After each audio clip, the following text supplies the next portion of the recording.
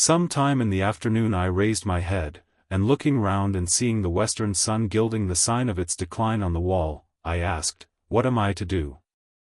But the answer my mind gave, "Leave Thornfield at once," was so prompt, so dread, that I stopped my ears. I said I could not bear such words now. That I am not Edward Rochester's bride is the least part of my woe. I alleged, that I have wakened out of most glorious dreams, and found them all void and vain, is a horror I could bear and master, but that I must leave him decidedly, instantly, entirely, is intolerable. I cannot do it. But, then, a voice within me averred that I could do it and foretold that I should do it. I wrestled with my own resolution. I wanted to be weak that I might avoid the awful passage of further suffering I saw laid out for me, and conscience, turned tyrant, held passion by the throat, told her tauntingly, she had yet but dipped her dainty foot in the slough, and swore that with that arm of iron he would thrust her down to unsound depths of agony. "Let me be torn away, then," I cried. "Let another help me." "No, you shall tear yourself away, none shall help you, you shall yourself pluck out your right eye, yourself cut off your right hand, your heart shall be the victim, and you the priest to transfix it." I rose up suddenly, terror-struck at the solitude which so ruthless a judge haunted, at the silence which so awful a voice filled. My head swam as I stood erect. I perceived that I was sickening from excitement and inanition. Neither meat nor drink had passed my lips that day, for I had taken no breakfast. And, with a strange pang, I now reflected that, long as I had been shut up here, no message had been sent to ask how I was, or to invite me to come down.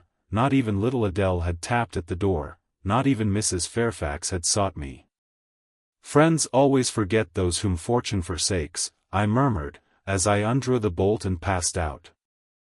I stumbled over an obstacle, my head was still dizzy, my sight was dim, and my limbs were feeble. I could not soon recover myself. I fell, but not onto the ground. An outstretched arm caught me. I looked up. I was supported by Mr. Rochester, who sat in a chair across my chamber threshold. "You come out at last," he said. "Well, I have been waiting for you long, and listening, yet not one movement have I heard, nor one sob. 5 minutes more of that death-like hush, and I should have forced the lock like a burglar. So you shun me, you shut yourself up and grieve alone. I would rather you had come and upbraided me with vehemence. You are passionate. I expected a scene of some kind. I was prepared for the hot rain of tears, only I wanted them to be shed on my breast. Now a senseless floor has received them, or your drenched handkerchief. But Eyre, you have not wept at all. I see a white cheek and a faded eye, but no trace of tears. I suppose, then, your heart has been weeping blood? Well, Jane. Not a word of reproach? Nothing bitter, nothing poignant? Nothing to cut a feeling or sting a passion? You sit quietly where I have placed you, and regard me with a weary, passive look. Jane, I never meant to wound you thus. If the man who had but one little ewe lamb that was dear to him as a daughter, that ate of his bread and drank of his cup, and lay in his bosom, had by some mistake slaughtered it at the shambles, he would not have rued his bloody blunder more than I now rue mine. Will you ever forgive me? Reader, I forgave him at the moment and on the spot. There was such deep remorse in his eye, such true pity in his tone, such manly energy in his manner, and besides, there was such unchanged love in his whole look and mien. I forgave him all, yet not in words, not outwardly, only at my heart's core. You know I am a scoundrel, Jane. Ere long he inquired wistfully, wondering, I suppose, at my continued silence and tameness, the result rather of weakness than of will. Yes, sir. Then tell me so roundly and sharply, don't spare me. I cannot, I am tired and sick. I want some water. He heaved a sort of shuddering sigh, and taking me in his arms, carried me downstairs. At first I did not know to what room he had borne me. All was cloudy to my glazed sight, presently I felt the reviving warmth of a fire, for, summer as it was, I had become icy cold in my chamber. He put wine to my lips, I tasted it and revived, then I ate something he offered me, and was soon myself. I was in the library, sitting in his chair, he was quite near. If I could go out of life now, without too sharp a pang, it would be well for me, I thought, then I should not have to make the effort of cracking my heartstrings and rending them from among Mr. Rochester's. I must leave him, it appears. I do not want to leave him, I cannot leave him. How are you now, Jane? Much better, sir, I shall be well soon. Taste the wine again, Jane. I obeyed him, then he put the glass on the table, stood before me, and looked at me attentively. Suddenly he turned away, with an inarticulate exclamation, full of passionate emotion of some kind. He walked fast through the room and came back. He stooped towards me as if to kiss me, but I remembered caresses were now forbidden. I turned my face away and put his aside. What, how is this? He exclaimed hastily. Oh, I know. You won't kiss the husband of Bertha Mason? You consider my arms filled and my embraces appropriated? At any rate, there is neither room nor claim for me, sir. Why, Jane? I will spare you the trouble of much talking, I will answer for you, because I have a wife already, you would reply I guess rightly? Yes. If you think so, you must have a strange opinion of me, you must regard me as a plotting profligate, a base and low rake who has been simulating disinterested love in order to draw you into a snare deliberately laid, and strip you of honor and rob you of self-respect. What do you say to that?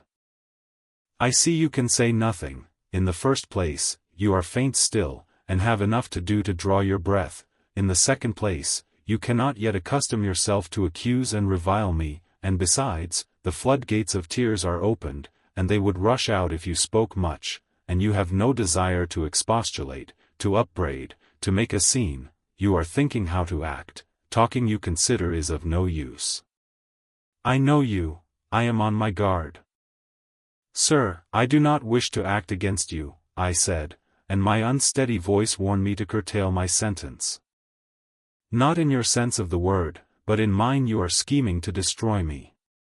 You have as good as said that I am a married man. As a married man you will shun me, keep out of my way. Just now you have refused to kiss me.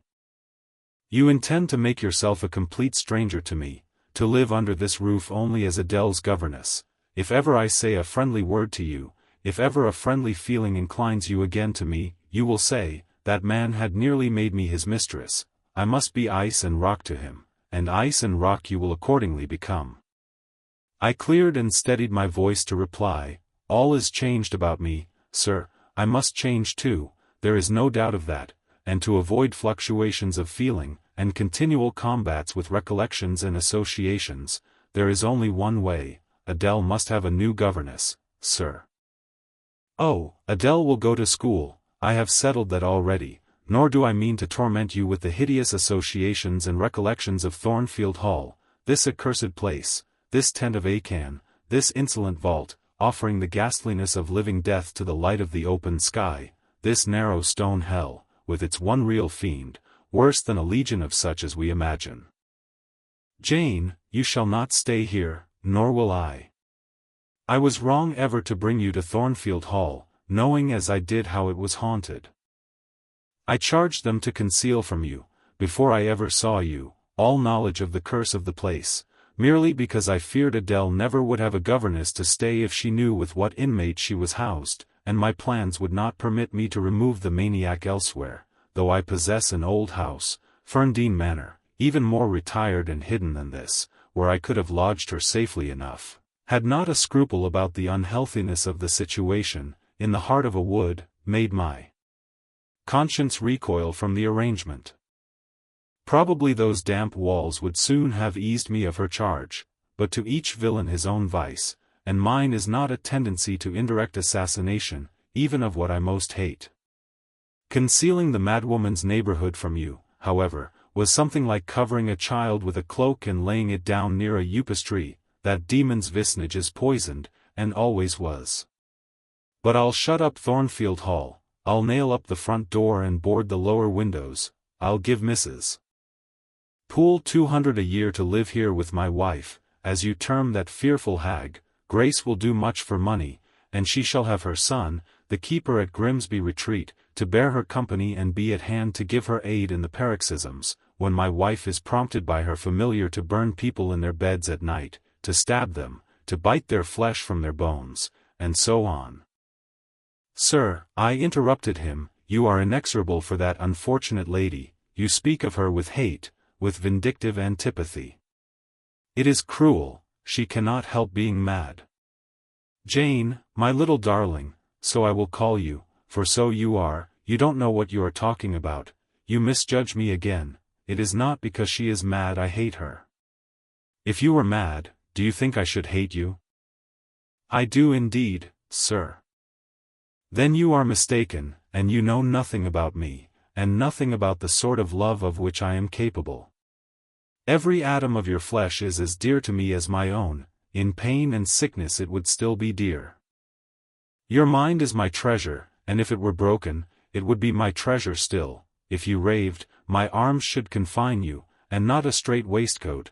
Your grasp, even in fury, would have a charm for me. If you flew at me as wildly as that woman did this morning, I should receive you in an embrace, at least as fond as it would be restrictive. I should not shrink from you with disgust as I did from her. In your quiet moments you should have no watcher and no nurse but me, and I could hang over you with untiring tenderness, though you gave me no smile in return, and never weary of gazing into your eyes, though they had no longer a ray of recognition for me. But why do I follow that train of ideas? I was talking of removing you from Thornfield. All, you know, is prepared for prompt departure. Tomorrow you shall go. I only ask you to endure one more night under this roof, Jane, and then, farewell to its miseries and terrors forever.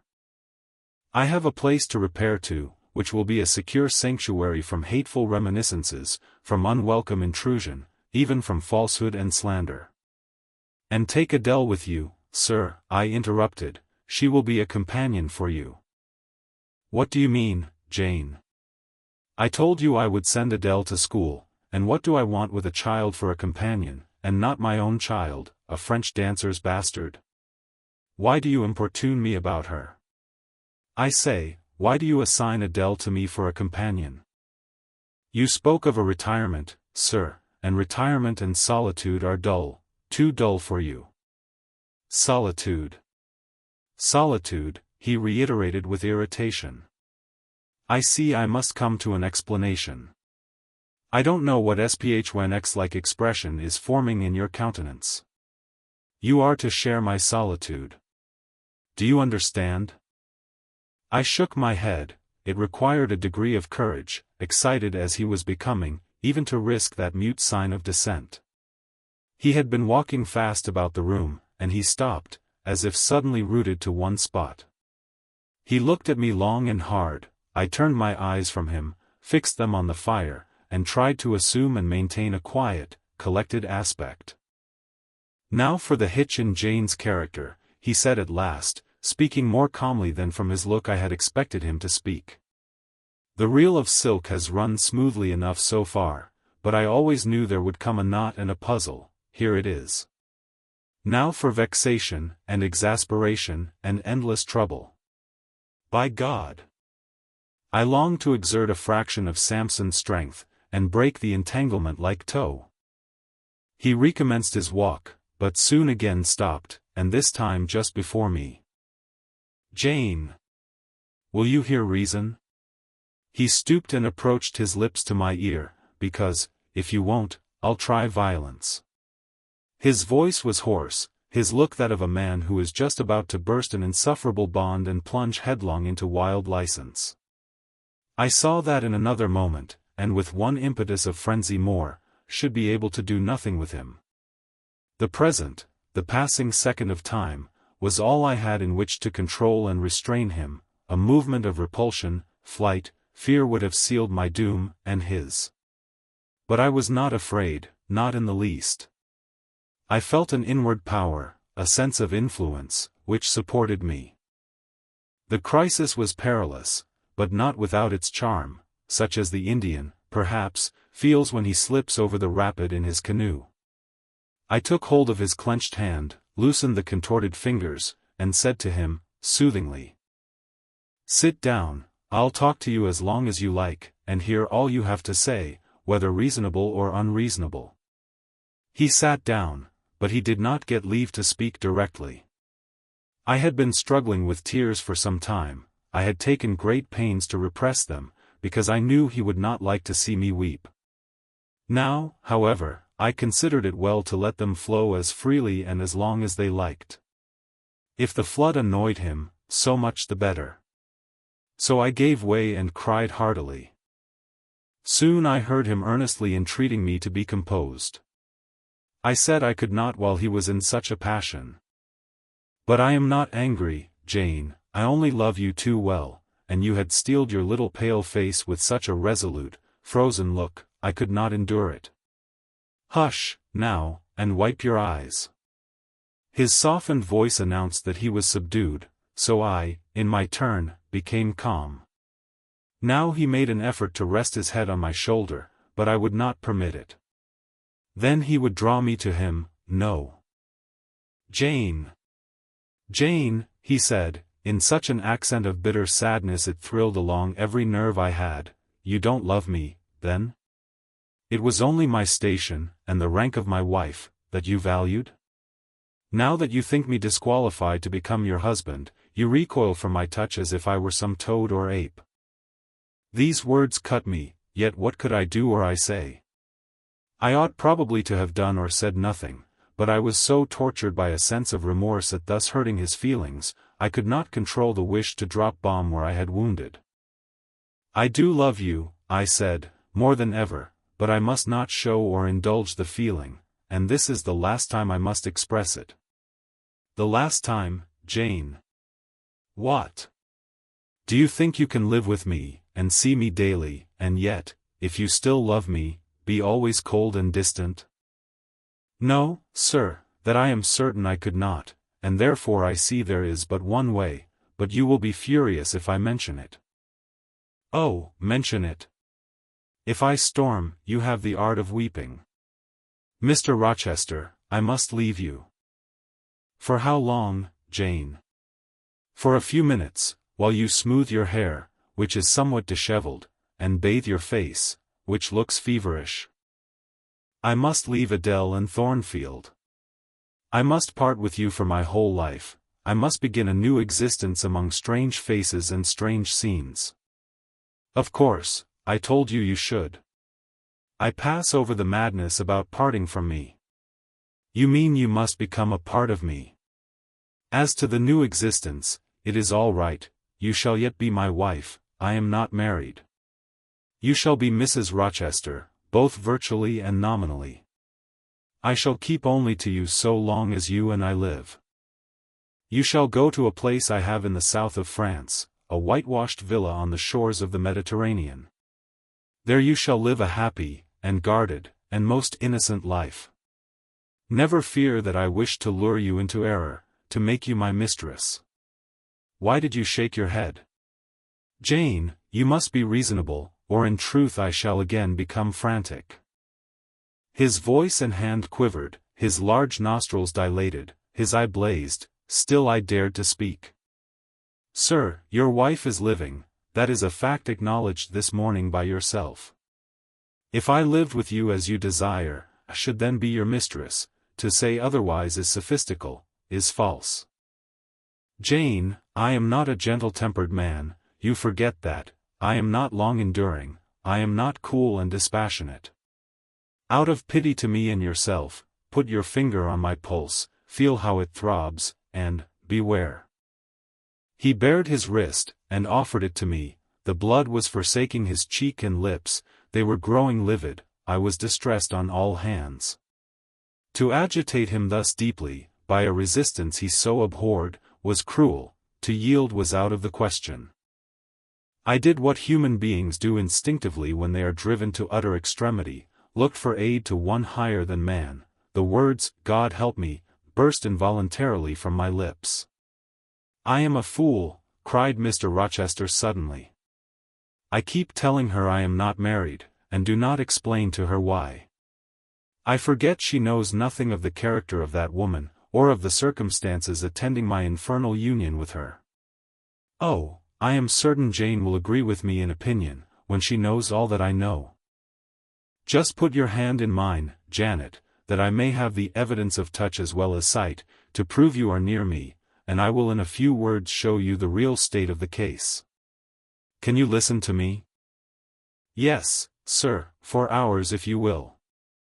I ask only minutes.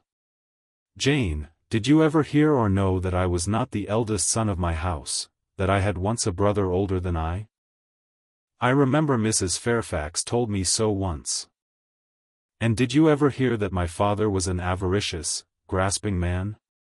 I have understood something to that effect. Well, Jane, being so, it was his resolution to keep the property together.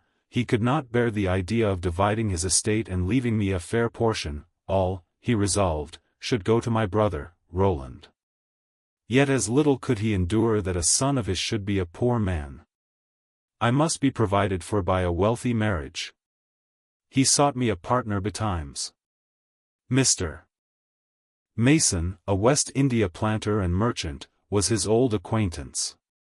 He was certain his possessions were real and vast. He made inquiries. Mr. Mason, he found, had a son and daughter, and he learned from him that he could and would give the latter a fortune of £30,000, that sufficed.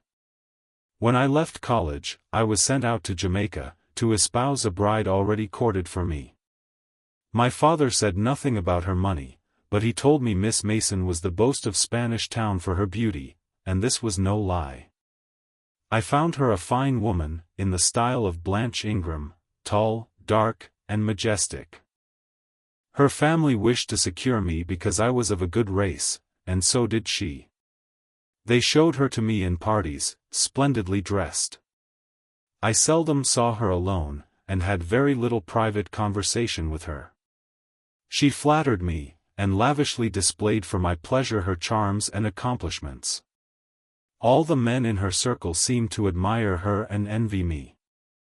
I was dazzled, stimulated, my senses were excited, and being ignorant, raw, and inexperienced, I thought I loved her. There is no folly so besotted that the idiotic rivalries of society, the prurience, the rashness, the blindness of youth, will not hurry a man to its commission. Her relatives encouraged me, competitors piqued me, she allured me, a marriage was achieved almost before I knew where I was. Oh, I have no respect for myself when I think of that act, an agony of inward contempt masters me. I never loved, I never esteemed, I did not even know her. I was not sure of the existence of one virtue in her nature. I had marked neither modesty, nor benevolence, nor candor, nor refinement in her mind or manners, and, I married her, gross, groveling, mole-eyed blockhead that I was. With less sin I might have, but let me remember to whom I am speaking. My bride's mother I had never seen, I understood she was dead. The honeymoon over, I learned my mistake, she was only mad, and shut up in a lunatic asylum. There was a younger brother, too, a complete dumb idiot. The elder one, whom you have seen, and whom I cannot hate, whilst I abhor all his kindred, because he has some grains of affection in his feeble mind, shown in the continued interest he takes in his wretched sister, and also in a dog-like attachment he once bore me, will probably be in the same state one day. My father and my brother Roland knew all this, but they thought only of the £30,000, and joined in the plot against me.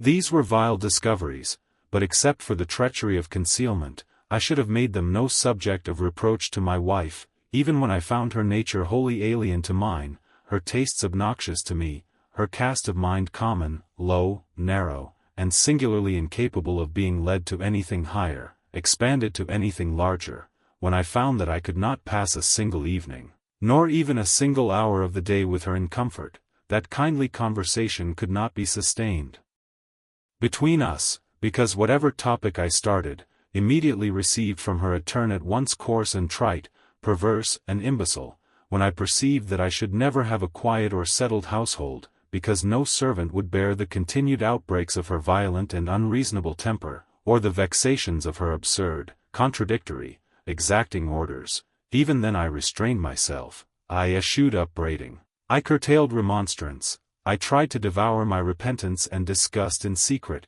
I repressed the deep antipathy I felt. Jane, I will not trouble you with abominable details, some strong words shall express what I have to say. I lived with that woman upstairs 4 years, and before that time she had tried me indeed. Her character ripened and developed with frightful rapidity, her vices sprang up fast and rank, they were so strong, only cruelty could check them, and I would not use cruelty. What a pygmy intellect she had, and what giant propensities! How fearful were the curses those propensities entailed on me! Bertha Mason, the true daughter of an infamous mother, dragged me through all the hideous and degrading agonies which must attend a man bound to a wife at once intemperate and unchaste. My brother in the interval was dead, and at the end of the 4 years my father died too. I was rich enough now, yet poor to hideous indigence. A nature the most gross, impure, depraved I ever saw, was associated with mine, and called by the law and by society a part of me. And I could not rid myself of it by any legal proceedings, for the doctors now discovered that my wife was mad, her excesses had prematurely developed the germs of insanity. Jane, you don't like my narrative, you look almost sick, shall I defer the rest to another day? No, sir, finish it now, I pity you, I do earnestly pity you. Pity, Jane, from some people is a noxious and insulting sort of tribute, which one is justified in hurling back in the teeth of those who offer it, but that is the sort of pity native to callous, selfish hearts. It is a hybrid, egotistical pain at hearing of woes, crossed with ignorant contempt for those who have endured them. But that is not your pity, Jane, it is not the feeling of which your whole face is full at this moment, with which your eyes are now almost overflowing, with which your heart is heaving, with which your hand is trembling in mine. Your pity, my darling, is the suffering mother of love, its anguish is the very natal pang of the divine passion. I accept it, Jane, let the daughter have free advent, my arms wait to receive her. Now, sir, proceed, what did you do when you found she was mad? Jane, I approached the verge of despair, a remnant of self-respect was all that intervened between me and the gulf. In the eyes of the world, I was doubtless covered with grimy dishonor, but I resolved to be clean in my own sight, and to the last I repudiated the contamination of her crimes, and wrenched myself from connection with her mental defects. Still, society associated my name and person with hers, I yet saw her and heard her daily, something of her breath, mixed with the air I breathed, and besides, I remembered I had once been her husband, that recollection was then, and is now, inexpressibly odious to me. Moreover, I knew that while she lived I could never be the husband of another and better wife, and, though 5 years my senior, her family and her father had lied to me even in the particular of her age, she was likely to live as long as I, being as robust in frame as she was infirm in mind. Thus, at the age of 26, I was hopeless. One night I had been awakened by her yells. Since the medical men had pronounced her mad, she had, of course, been shut up. It was a fiery West Indian night, one of the description that frequently precede the hurricanes of those climates. Being unable to sleep in bed, I got up and opened the window. The air was like sulphur steams, I could find no refreshment anywhere. Mosquitoes came buzzing in and hummed sullenly round the room, the sea, which I could hear from thence, rumbled dull like an earthquake, black clouds were casting up over it, the moon was setting in the waves, broad and red, like a hot cannonball, she threw her last bloody glance over a world quivering with the ferment of tempest. I was physically influenced by the atmosphere and scene, and my ears were filled with the curses the maniac still shrieked out, wherein she momentarily mingled my name with such a tone of demon hate, with such language. No professed harlot ever had a fouler vocabulary than she, though 2 rooms off, I heard every word, the thin partitions of the West India House opposing but slight obstruction to her wolfish cries. "This life," said I at last, "is hell, this is the air, those are the sounds of the bottomless pit. I have a right to deliver myself from it if I can. The sufferings of this mortal state will leave me with the heavy flesh that now cumbers my soul. Of the fanatic's burning eternity I have no fear, there is not a future state worse than this present one, let me break away, and go home to God." I said this whilst I knelt down at and unlocked a trunk which contained a brace of loaded pistols. I meant to shoot myself. I only entertained the intention for a moment, for, not being insane, the crisis of exquisite and unalloyed despair, which had originated the wish and design of self-destruction, was past in a second. A wind fresh from Europe blew over the ocean and rushed through the open casement. The storm broke, streamed, thundered, blazed, and the air grew pure. I then framed and fixed a resolution.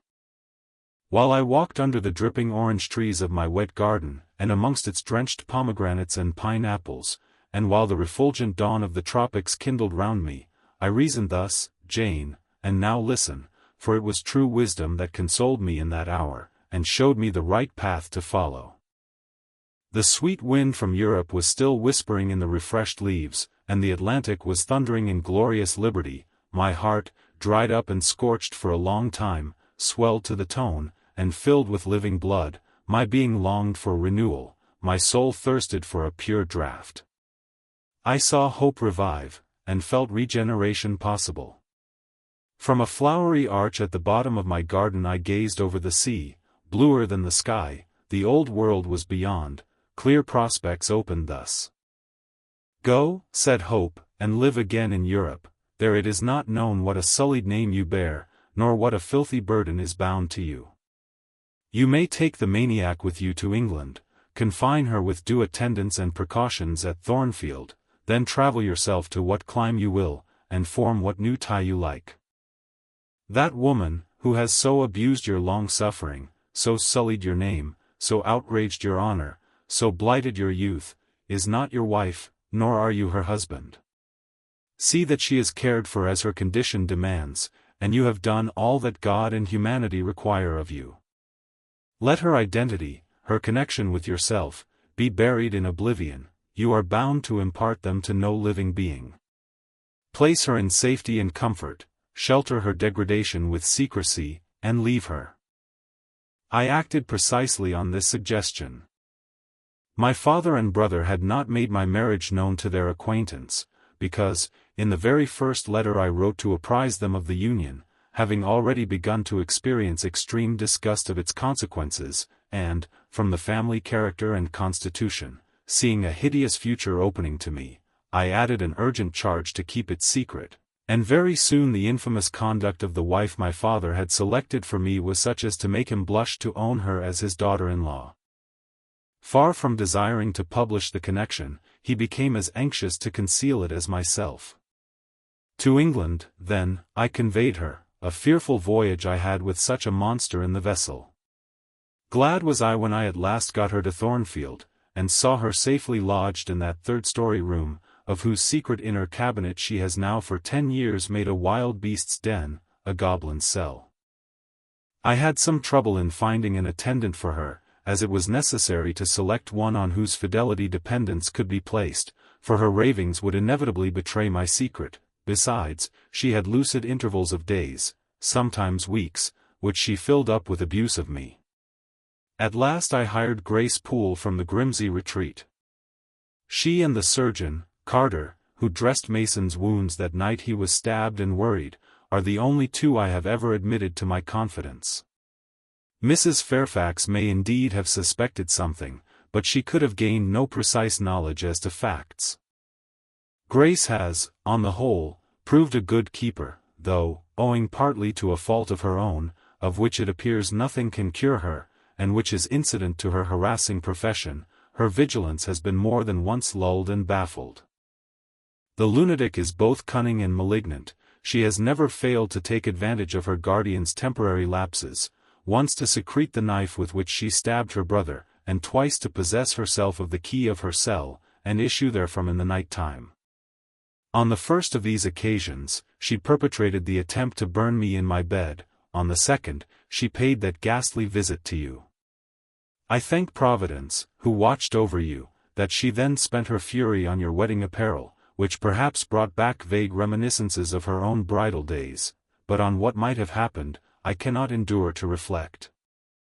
When I think of the thing which flew at my throat this morning, hanging its black and scarlet visage over the nest of my dove, my blood curdles. And what, sir, I asked, while he paused, did you do when you had settled her here? Where did you go? What did I do, Jane? I transformed myself into a will-o'-the-wisp. Where did I go? I pursued wanderings as wild as those of the March spirit. I sought the continent, and went devious through all its lands. My fixed desire was to seek and find a good and intelligent woman, whom I could love, a contrast to the fury I left at Thornfield. But you could not marry, sir. I had determined and was convinced that I could and ought. It was not my original intention to deceive, as I have deceived you. I meant to tell my tale plainly, and make my proposals openly, and it appeared to me so absolutely rational that I should be considered free to love and be loved. I never doubted some woman might be found willing and able to understand my case and accept me, in spite of the curse with which I was burdened. Well, sir? When you are inquisitive, Jane, you always make me smile. You open your eyes like an eager bird, and make every now and then a restless movement, as if answers in speech did not flow fast enough for you, and you wanted to read the tablet of one's heart. But before I go on, tell me what you mean by your, well, sir? It is a small phrase very frequent with you, and which many a time has drawn me on and on through interminable talk. I don't very well know why. I mean, what next? How did you proceed? What came of such an event? Precisely. And what do you wish to know now? Whether you found anyone you liked, whether you asked her to marry you, and what she said. I can tell you whether I found anyone I liked, and whether I asked her to marry me, but what she said is yet to be recorded in the book of fate. For 10 long years I roved about, living first in one capital, then another, sometimes in St. Petersburg, oftener in Paris, occasionally in Rome, Naples, and Florence. Provided with plenty of money and the passport of an old name, I could choose my own society. No circles were closed against me. I sought my ideal of a woman amongst English ladies, French countesses, Italian signoras, and German Grafinnen. I could not find her. Sometimes, for a fleeting moment, I thought I caught a glance, heard a tone, beheld a form, which announced the realization of my dream, but I was presently undeceived. You are not to suppose that I desired perfection either of mind or person. I longed only for what suited me, for the antipodes of the Creole, and I longed vainly. Amongst them all I found not one whom, had I been ever so free, I, warned as I was of the risks, the horrors, the loathings of incongruous unions, would have asked to marry me. Disappointment made me reckless.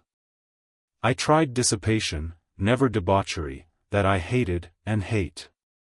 That was my Indian Messalina's attribute, rooted disgust at it and her restrained me much, even in pleasure. Any enjoyment that bordered on riot seemed to approach me to her and her vices, and I eschewed it. Yet I could not live alone, so I tried the companionship of mistresses. The first I chose was Céline Varens, another of those steps which make a man spurn himself when he recalls them. You already know what she was, and how my liaison with her terminated. She had 2 successors, an Italian, Giacinta, and a German, Clara, both considered singularly handsome. What was their beauty to me in a few weeks? Giacinta was unprincipled and violent. I tired of her in 3 months. Clara was honest and quiet, but heavy, mindless, and unimpressible, not one whit to my taste.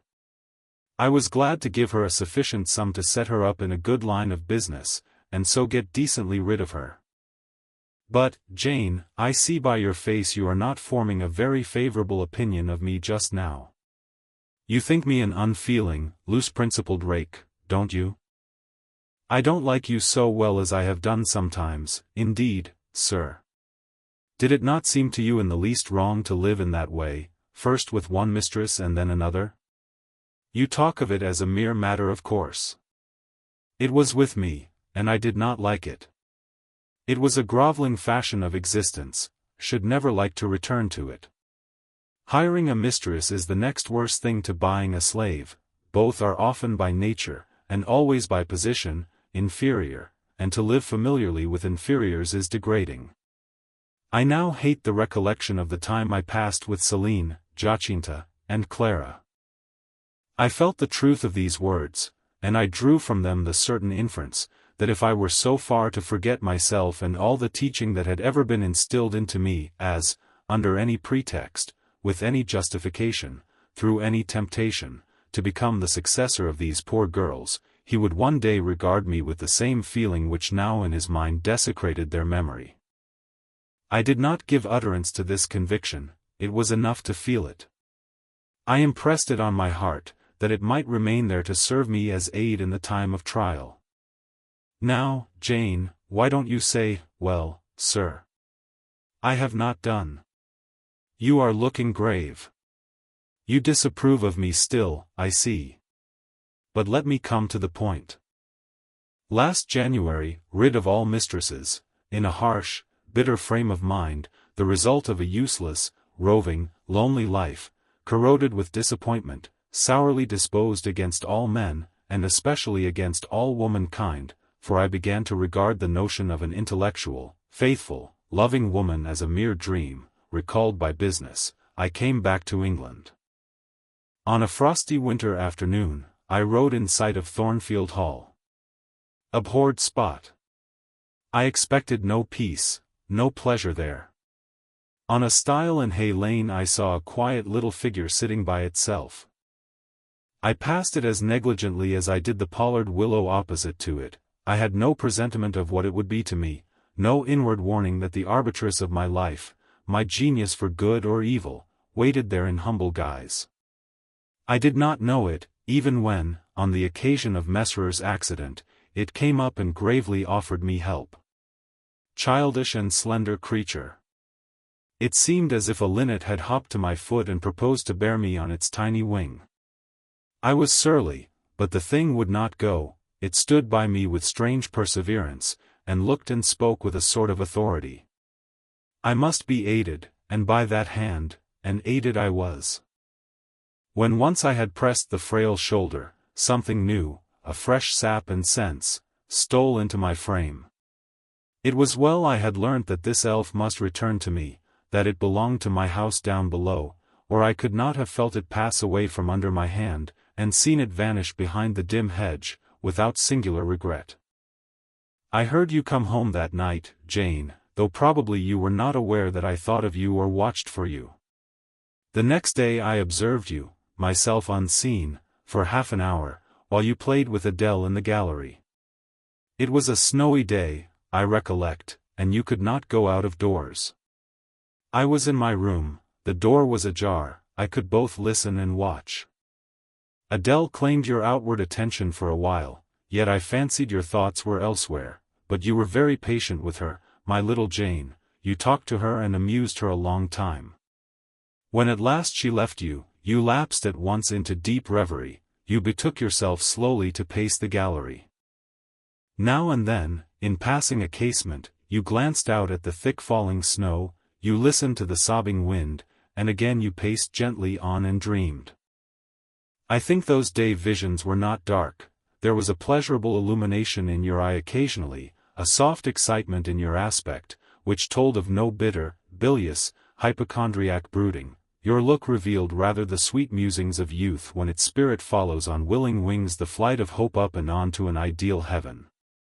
The voice of Mrs. Fairfax, speaking to a servant in the hall, wakened you, and how curiously you smiled to and at yourself, Janet. There was much sense in your smile, it was very shrewd, and seemed to make light of your own abstraction. It seemed to say, my fine visions are all very well, but I must not forget they are absolutely unreal. I have a rosy sky and a green flowery Eden in my brain, but without, I am perfectly aware, lies at my feet a rough track to travel, and around me gather black tempests to encounter. You ran downstairs and demanded of Mrs. Fairfax some occupation, the weekly house accounts to make up, or something of that sort, I think it was. I was vexed with you for getting out of my sight. Impatiently I waited for evening, when I might summon you to my presence. An unusual, to me, a perfectly new character I suspected was yours. I desired to search it deeper and know it better.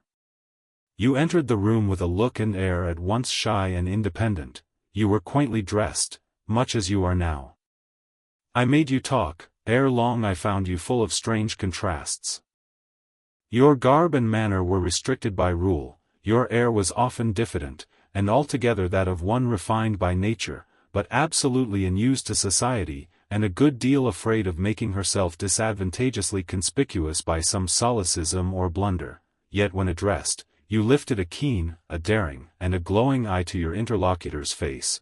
There was penetration and power in each glance you gave. When plied by close questions, you found ready and round answers.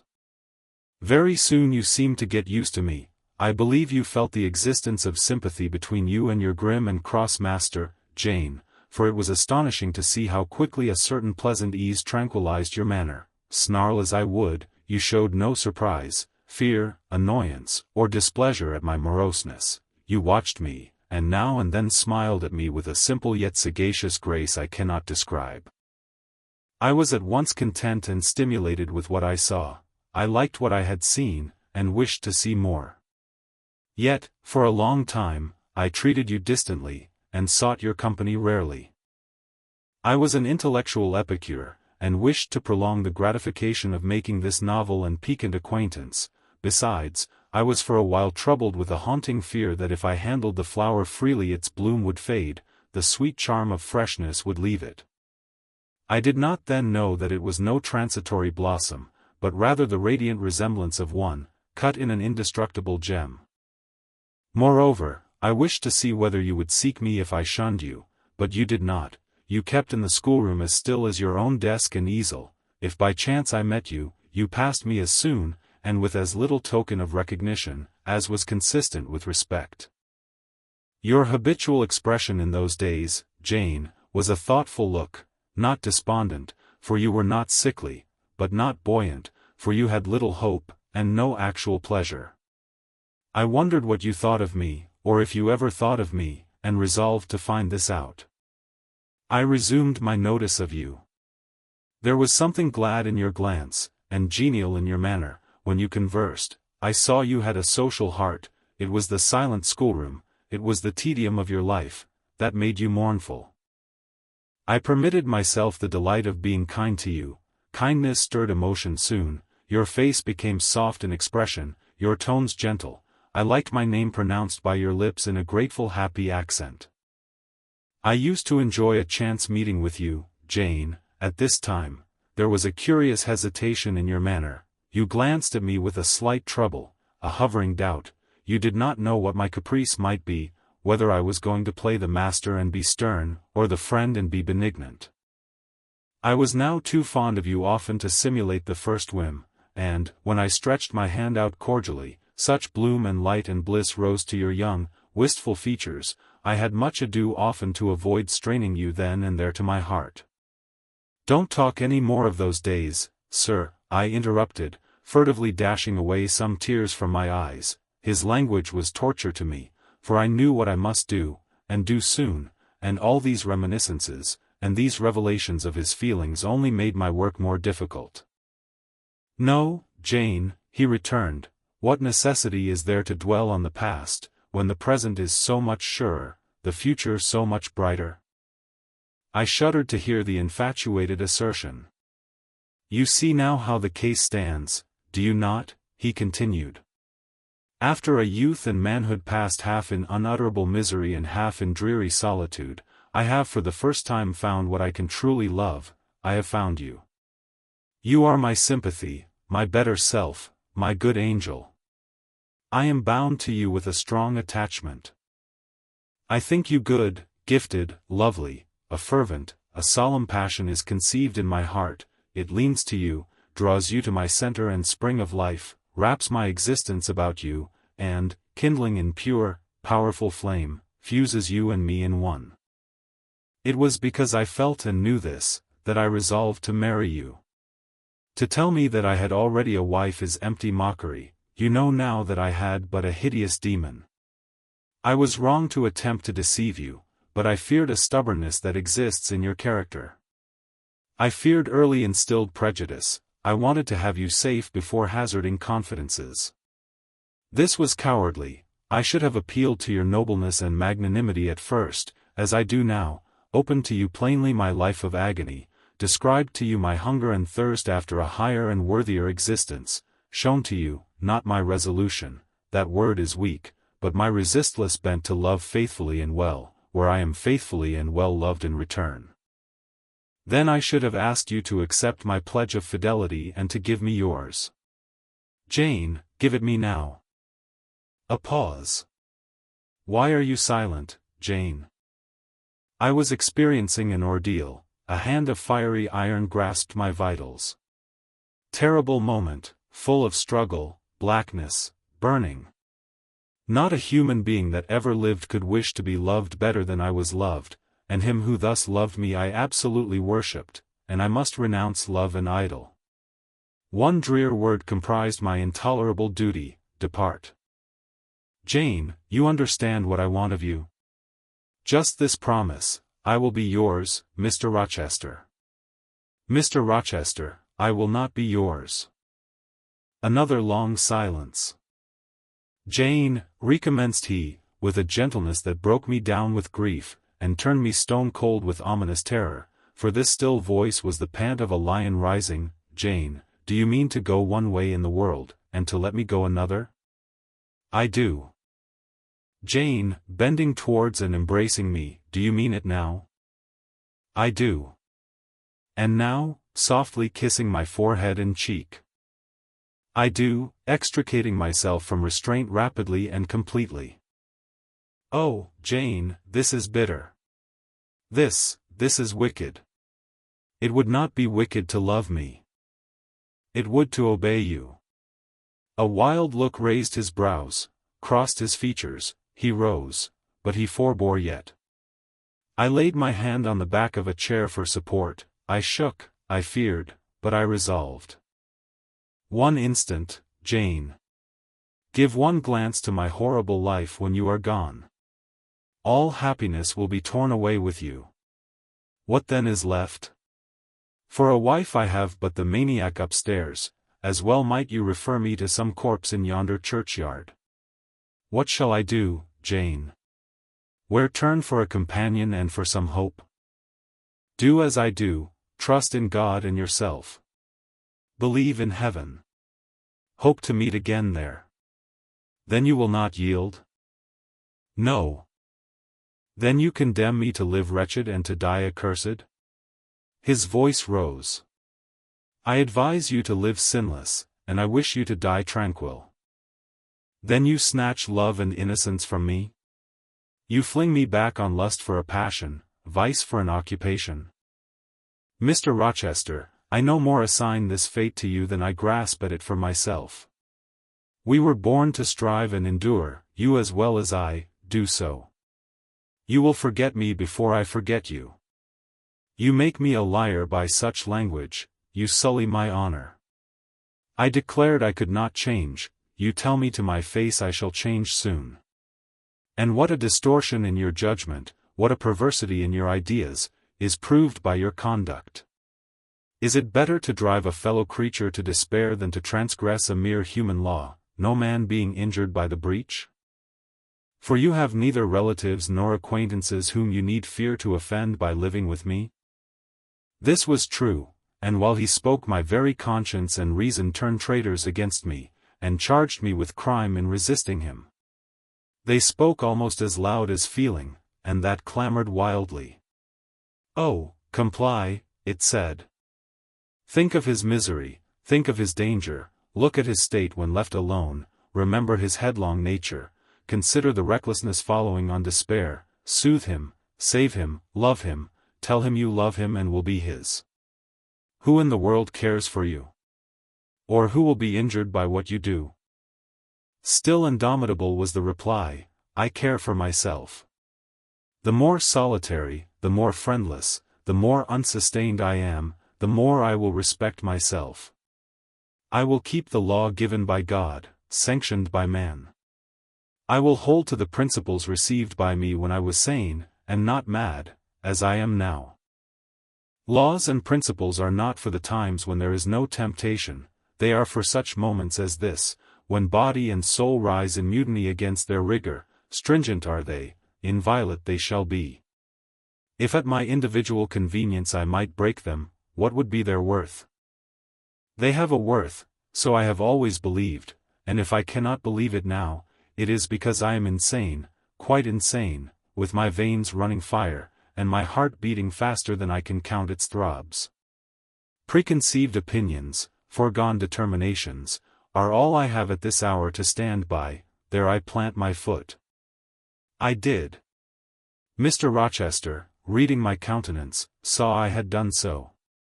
His fury was wrought to the highest, he must yield to it for a moment, whatever followed, he crossed the floor and seized my arm and grasped my waist.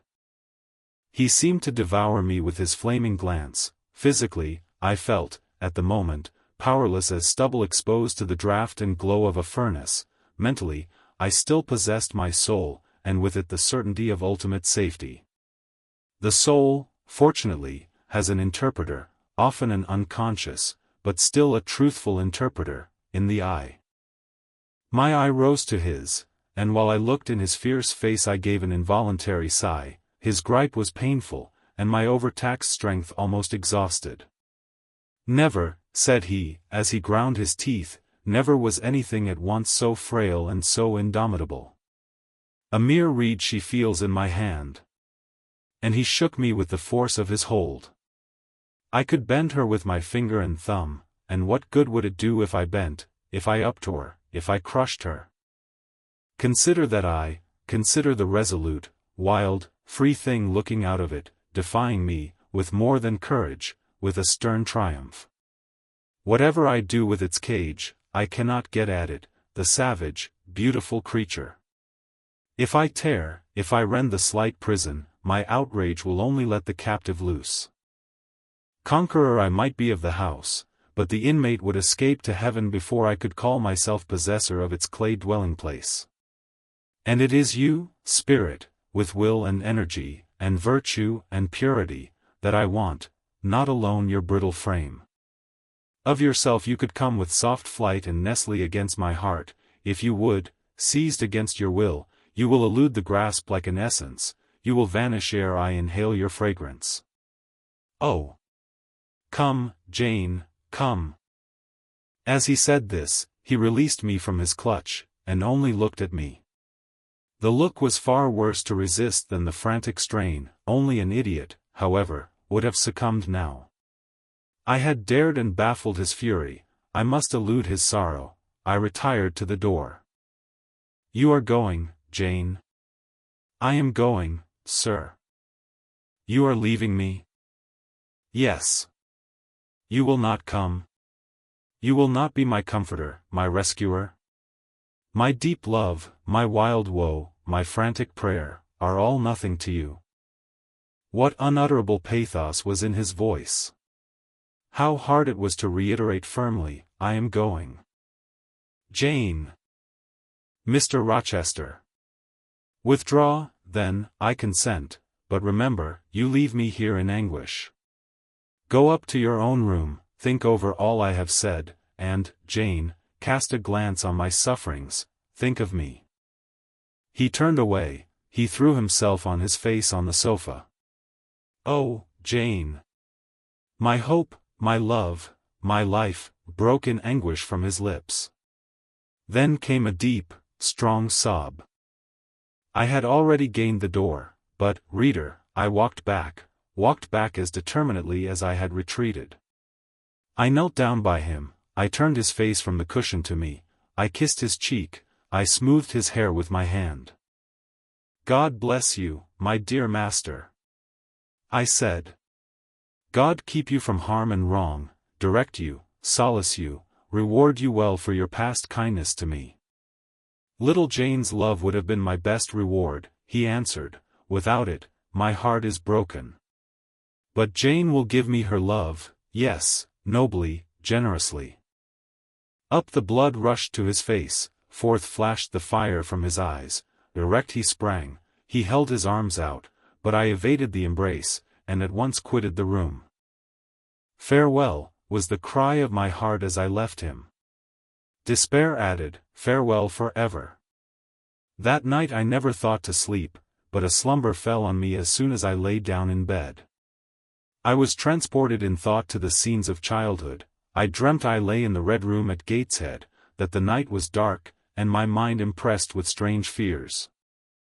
The light that long ago had struck me into syncope, recalled in this vision, seemed glidingly to mount the wall, and tremblingly to pause in the center of the obscured ceiling. I lifted up my head to look. The roof resolved to clouds, high and dim, the gleam was such as the moon imparts to vapors she is about to sever. I watched her come, watched with the strangest anticipation, as though some word of doom were to be written on her disk. She broke forth as never moon yet burst from cloud, a hand first penetrated the sable folds and waved them away, then, not a moon, but a white human form shone in the azure, inclining a glorious brow earthward. It gazed and gazed on me. It spoke to my spirit, immeasurably distant was the tone, yet so near, it whispered in my heart. "My daughter, flee temptation." "Mother, I will." So I answered after I had waked from the trance-like dream. It was yet night, but July nights are short, soon after midnight, dawn comes.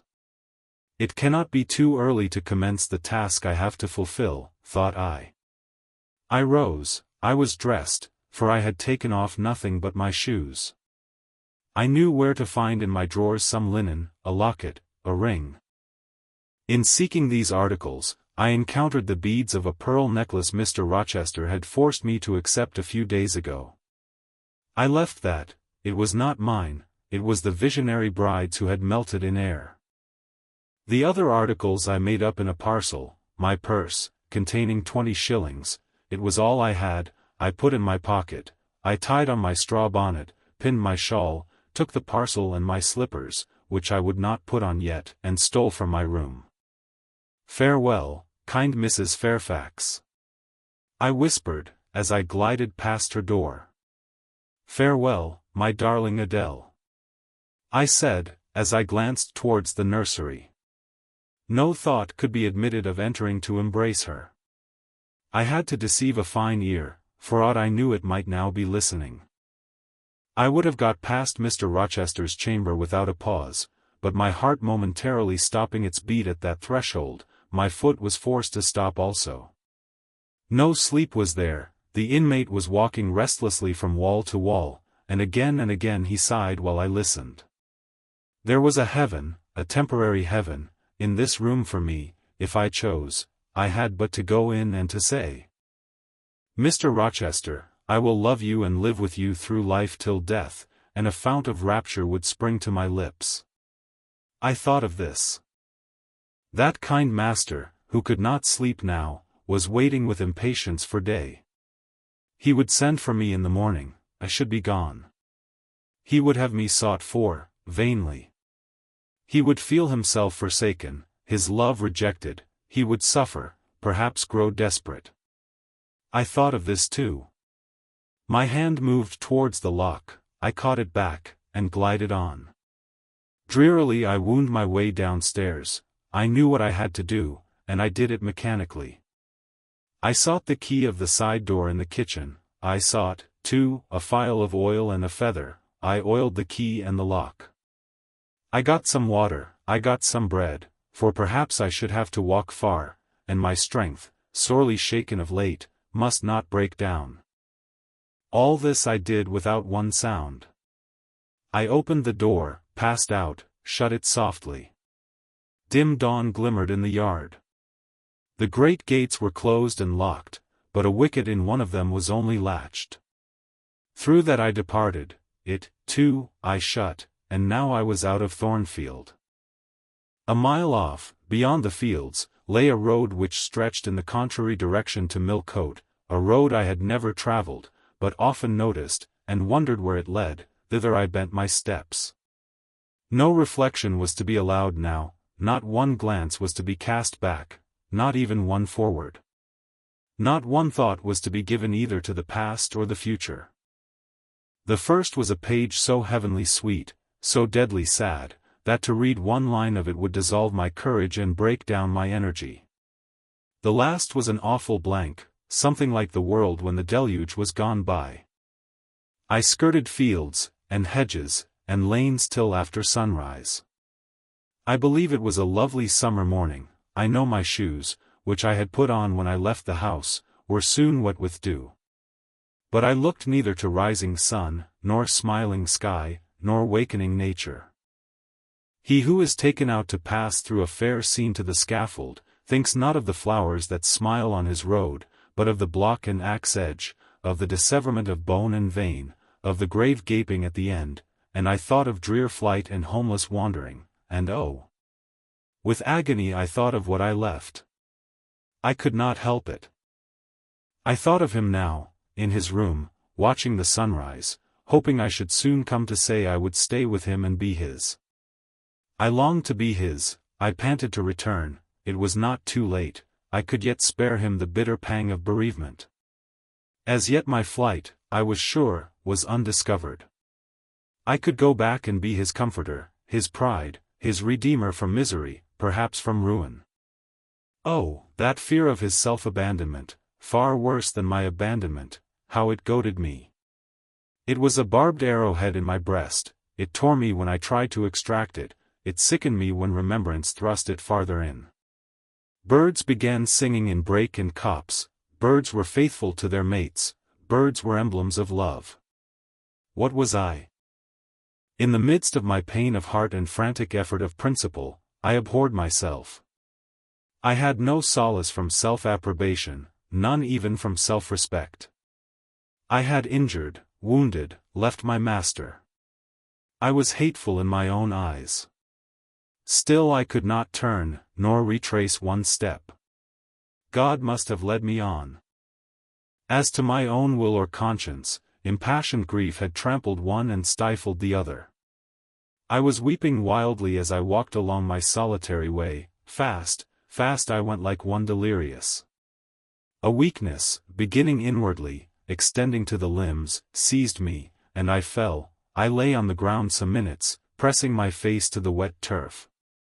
I had some fear, or hope, that here I should die, but I was soon up, crawling forwards on my hands and knees, and then again raised to my feet, as eager and as determined as ever to reach the road. When I got there, I was forced to sit to rest me under the hedge, and while I sat, I heard wheels, and saw a coach come on.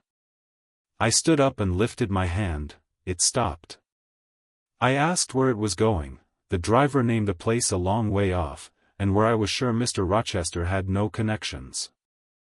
I asked for what sum he would take me there. He said 30 shillings, I answered I had but 20, well, he would try to make it do. He further gave me leave to get into the inside, as the vehicle was empty. I entered, was shut in, and it rolled on its way. Gentle reader, may you never feel what I then felt.